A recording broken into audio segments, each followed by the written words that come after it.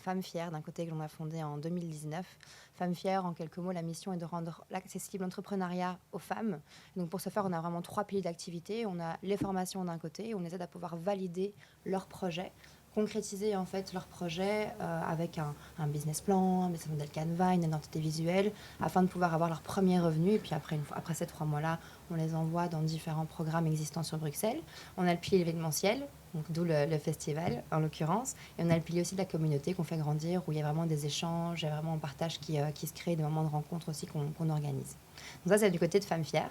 Et alors, j'ai lancé l'année passée une start-up tech qui s'appelle Big Retor, avec laquelle, en fait, on utilise les technologies pour lutter contre les inégalités dans le monde du travail. Donc, en quelques mots, on travaille sur le côté accessibilité de l'éducation, faire en sorte que les gens ont vraiment une image du paysage des métiers aujourd'hui, de la demande en compétences, afin qu'ils puissent pouvoir développer les bonnes compétences et garantir un job décent.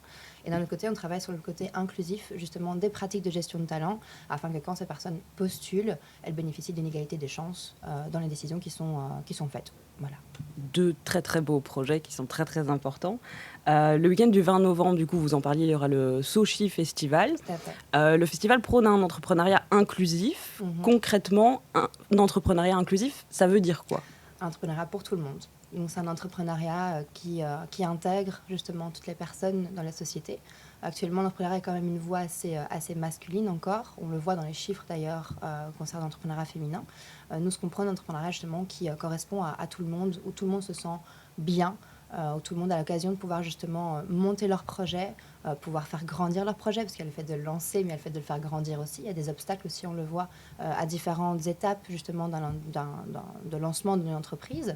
Donc, cet entrepreneuriat inclusif, pour nous, il comprend toutes ces belles personnes de la société, et on évite justement de marginaliser certaines populations qui n'auraient pas accès à cette voie qui aujourd'hui vient s'orienter vraiment dans le paysage économique, avec une importance quand même assez énorme, notamment pour la relance, par exemple.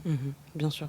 Le week-end du 20 novembre, où d'ailleurs vous recevrez Aurélie Tchekalski, députée de chez nous au Parlement bruxellois, pour une conférence sur l'avenir de l'entrepreneuriat en Belgique, si je ne me trompe pas.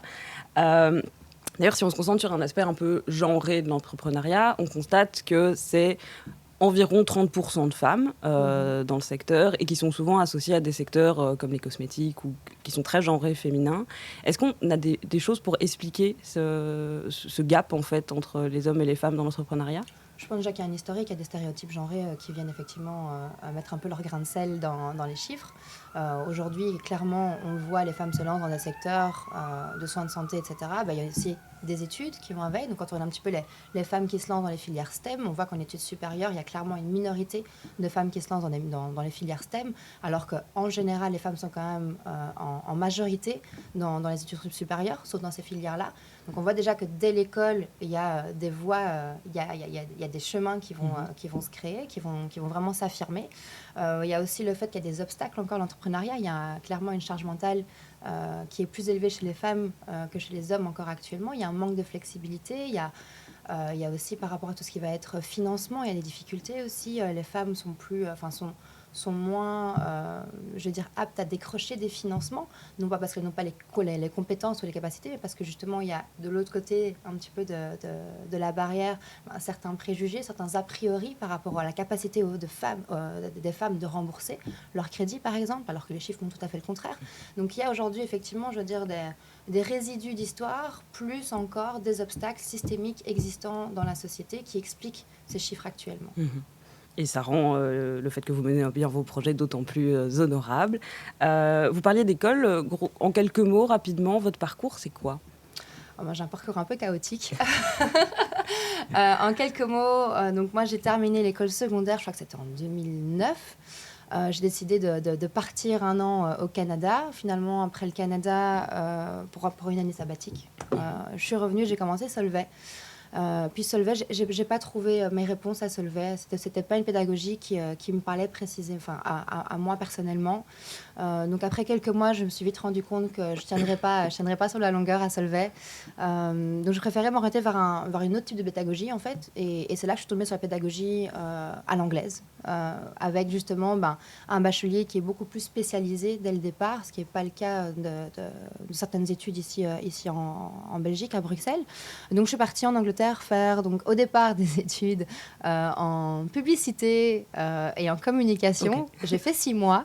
Pareil, je me suis dit, mais en fait, mais qu'est-ce que je fous? C'est pas pour moi. Marketing, communication, pub, finalement, c'était pas mon truc. Et donc, je me suis redirigée en plein milieu de ma première année de bachelier vers donc du business international et de la finance. Et donc, j'ai fait mes 3 ans là-bas. Et puis après, je suis revenue ici en Belgique pour commencer à bosser. Ok, un parcours qui montre qu'on peut très bien prendre des détours exactement, et une très belle réussite. Est-ce que vous avez l'impression que ça s'est amélioré au niveau de la formation des entrepreneurs ici en Belgique? Est-ce que c'est plus simple, vous pensez, aujourd'hui de se lancer que quand vous l'avez fait il y a quelques années? Je pense que c'est plus accessible parce qu'il y a plein d'initiatives qui se sont lancées justement. Je pense à Job Yourself ou à d'autres coopératives d'activités qui existent et qui permettent de pouvoir quand même garder des revenus mensuels sans pour autant justement prendre ce grand risque d'échec. L'entrepreneuriat aussi, quand on se lance, on ne sait jamais vers où on va aller. Donc il y a une garantie qu'on avait financière qu'on n'avait pas avant. Donc aujourd'hui, en termes de garantie, pour pouvoir payer le loyer, facture, etc., je trouve qu'il y a quand même pas mal d'initiatives qui se sont lancées et qui permettent de pouvoir justement compter sur ces revenus-là et en même temps de profiter du développement de son activité. Comme notre initiative qui existe, je pense qu'en termes d'accessibilité, de nouveau, va y avoir quand même pas mal d'autres choses qui ont été mises en place et qui permettent justement de pouvoir faire en sorte, comme des programmes d'incubateurs, de former les entrepreneurs pendant quelques mois. Donc je pense à We Are Founder, c'est le programme qui s'est lancé à Bicentral il n'y a pas longtemps. Je pense à Molengi qui a lancé aussi le programme d'incubation aussi. Donc il y a différents programmes d'incubation qui sont présents. Il y a StartLab qui seront avec nous d'ailleurs le 20 novembre, Job Yourself aussi, Crédal. Donc tous ces programmes-là aujourd'hui permettent justement de pouvoir former les entrepreneurs, des programmes qui n'étaient pas spécialement aussi accessibles qu'avant. Il y avait beaucoup de prérequis que je trouve qu'on a revus. Je ne dirais pas qu'on les a carrément supprimés, mais par contre, on les a revus pour pouvoir justement faire en sorte d'intégrer et d'inclure tout un autre type de la population qu'on n'avait pas inclus auparavant. Donc voilà, c'est vraiment le type d'initiative qui existe. Je pense à par exemple, Microstart, que je ne connaissais pas, par exemple, il y a quelques années. Donc, tout ce type d'organisme aujourd'hui qui prône justement un entrepreneuriat accessible, inclusif. Je trouve que c'est génial et c'est grâce à ça qu'on arrive à pouvoir faire augmenter les chiffres et que de plus en plus de personnes se sentent confortables de se lancer dans cette aventure. C'est ça, une multitude de petits projets qui peuvent aider à différentes étapes justement du parcours entrepreneurial. Alors ici, vous le savez, on reçoit de temps en temps des invités politiques, 1 fois par semaine pour être précis. On sait qu'il reste des obstacles à l'entrepreneuriat en Belgique. Si jamais vous deviez vous dire que vous avez 30 secondes pour demander à nos politiques quelque chose pour supprimer un frein et que l'État soit plutôt un moteur pour le développement des entreprises et moins un obstacle, qu'est-ce que vous pourriez leur dire là maintenant ? 30 secondes juste pour quelque chose. Ok, ça c'est une bonne question. Je pense encore aujourd'hui qu'il y a toute une partie justement des personnes qui ne se lancent pas pour la simple et bonne raison en fait qu'on a une idée, on a une passion, mais on ne sait pas comment la concrétiser. Et donc la création de valeur aujourd'hui, elle est compliquée. Pouvoir faire en sorte aujourd'hui de se dire ok, cette idée-là va me rapporter des revenus, c'est compliqué. Donc je pense qu'il y a encore aujourd'hui justement toute une partie de cette population en fait qui n'a pas accès. Il y a un manque d'accessibilité encore pour des personnes quand même plus précarisées.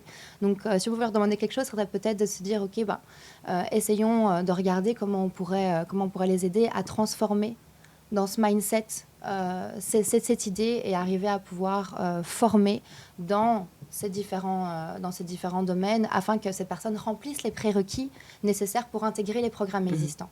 Donc je pense que c'est de nouveau un problème de formation. Pour moi, ce serait vraiment la chose principale, c'est la formation, le digital, la fracture numérique. Bon, j'ai dépassé les 30 secondes, mais c'est important. Fracture numérique, on n'en parle pas assez. Il faut absolument faire en sorte aujourd'hui qu'on réduise cette fracture numérique, qu'on aille sensibiliser les gens, qu'on prône plus de digital dans les projets entrepreneuriaux aussi. Il y a plein de projets qui se sont lancés. On a vu le Covid aussi a impacté quand même beaucoup d'entrepreneurs, des petits indépendants.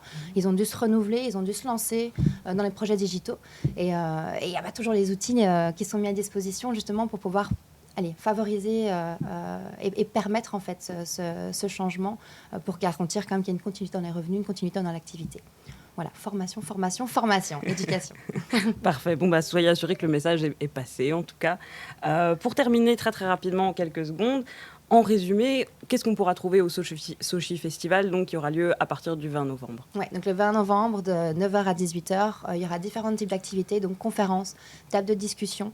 Il va y avoir un pop-up store, il y aura des stands d'entreprise qui rassemblent vraiment les acteurs de l'écosystème entrepreneurial, que ce soit dans le financement des réseaux féminins, de Bruxelles Formation, Cité des métiers. Enfin, il y a vraiment beaucoup. Enfin, Hub Brussels sera présent aussi, il y a vraiment beaucoup d'acteurs qui seront présents. Il y aura des performances aussi, activités pour les enfants, du coup, parce qu'il y a pas mal de personnes, que ce soit femmes ou hommes, qui n'ont pas les moyens de garder leur enfant. Donc, pour ne pas les empêcher de venir nous rejoindre à ce moment-là, on a planifié des activités pour les enfants. Donc, il y aura des cours de codage, des cours de robotique. On aura des cases VR, des cases de réalité virtuelle aussi pour qu'ils puissent pouvoir jouer. Il y aura aussi des activités plutôt sportives avec un laser game. Donc, il y a différentes choses qu'on a planifiées. Objectif, rendre de nouveau l'entrepreneuriat accessible, inspirer la future génération aussi qui veut se lancer, booster le réseau et faire en sorte qu'on puisse pouvoir explorer des solutions ensemble pour justement participer à la création de cet entrepreneuriat inclusif. Très, très beau programme et très, très ambitieux. Merci beaucoup, Leïla et mesdames. Merci à vous. Quant à nous, on se retrouve la semaine prochaine à 8h pour une nouvelle édition. Passez une bonne matinée.